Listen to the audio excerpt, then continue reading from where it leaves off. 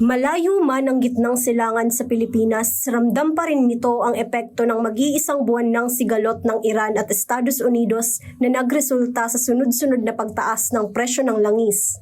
Matapos ang pagtaas ng gasolina, diesel at krudo, tumaas at epektibo na rin ngayong unang araw ng Abril ang taas singil sa kada kilo ng liquefied petroleum gas o LPG.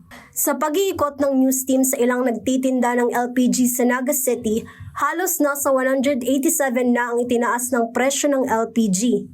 Kung saan ang 1.4 kilogram na LPG ay pumalo na ngayon sa 220 pesos na mula sa higit 120 pesos kahapon. Ang 11 kilogram naman na LPG na karaniwang ginagamit sa mga bahay ay umaabot na sa halagang 1,500 pesos hanggang 1,600 pesos mula sa 1,110 pesos. Lugi na umano ang karinderya ni Jeneline dahil sa mahal na bilihin.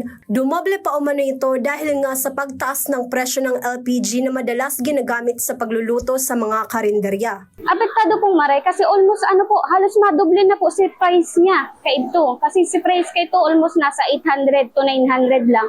Ngunyan ng SRP ninda 1,560 na eh. Tapos automatic pati din talaga ang ninda. Pag nagpa-price increase ninda, automatic price increase. Ang isang tangke umano ng 11 kg na LPG ay tumatagal ng isang araw. Bagamat nakakaluto sila ng maraming putahe rito ay kulang na kulang umano ang balik sa kanilang kapital.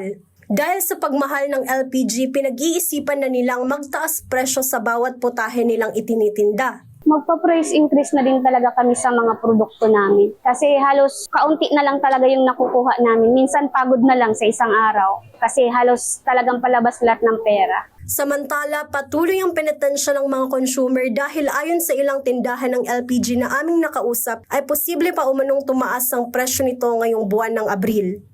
Jam Garcia, CSN.